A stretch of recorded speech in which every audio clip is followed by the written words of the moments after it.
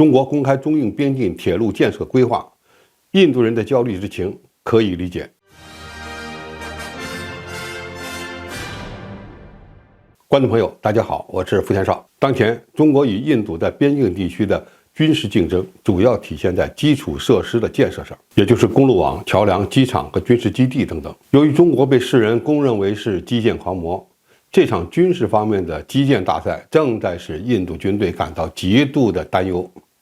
或者说呢，极大地塑造了解放军的战场优势。在中印边境对峙了几千公里范围内，我国的阿克塞辛地区距离印度首都新德里只有300多公里，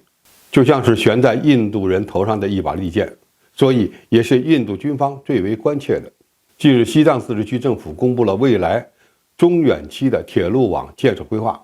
根据这个规划的相关内容，自治区政府将与各有关部门配合，争取在2025年以前完成部分北起新疆喀什、南到西藏拉萨的新藏铁路建设。该规划指出，新藏铁路作为我国西部地区稳边、固边、强边的重要交通保障，应在“十四五”期间内优先安排实施。印度的舆论几乎是在第一时间将目光集中到了阿克塞辛地区的铁路建设上。印度德里先驱报发文称，中国阿克塞辛铁路计划令人担忧。从俄乌冲突的情况就能看出来，铁路网的建设和使用直接关系着战场态势。特别是在军队的后勤补给能力方面，铁路比公路要敏感得多。一旦西藏的铁路网延伸到阿克塞辛地区，那么解放军重装部队的跨区机动能力将获得极大的提升。新藏铁路建成后，甘肃乃至更远地方的重装旅可以经铁路运输一步到位，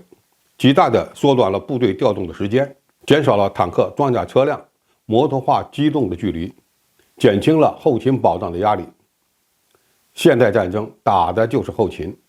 凸显的是部队的战略投送能力。解放军在边境的高海拔地区有了铁路网，而印军却没有。那么这种战场态势的塑造能力的影响将是根本性的。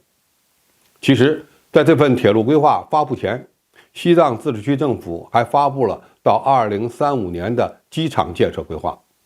准备在全区兴建58个通用机场，可能是以直升机机场为主的起降场所。另外，印度方面还确认，中国在西藏地区公路网的建设上也已经取得了巨大成就。这就意味着，只要下一阶段在西藏地区的铁路网建设到位，解放军的军事优势将更加明显，印度军队将陷入更大的战略困境。过去我们就说过，印度为了给美国人递交投名状，时不时的在边境地区挑衅解放军，其后果非常严重。印军的这些举动也等于提醒了我们，必须加强固边强边的工作，最终引发了中印边境基础建设大赛。中国与印度的军费规模差了一个数量级，两国基建能力的差距更大，还不止一个数量级。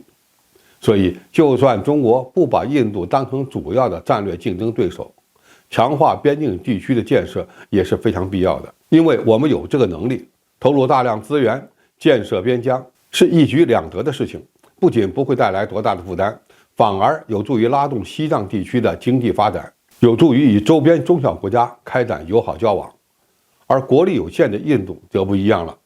现在印军不得不面临两种选择，一是跟进建设铁路网，但是他们自己真的投资不起，也没有能力建设。印度人现在使用的大部分铁路网还是英国殖民时代建造的，在中印边境地区这样的不毛之地建铁路，那可真的是拿钱打水漂，印度人玩得起吗？新德里政府的第二个选择是放弃与解放军的竞争，当然，这也意味着印军将在边境军备竞赛中处于严重的劣势。这可不单单是心理的劣势，而是实打实的军事能力和战略上的劣势。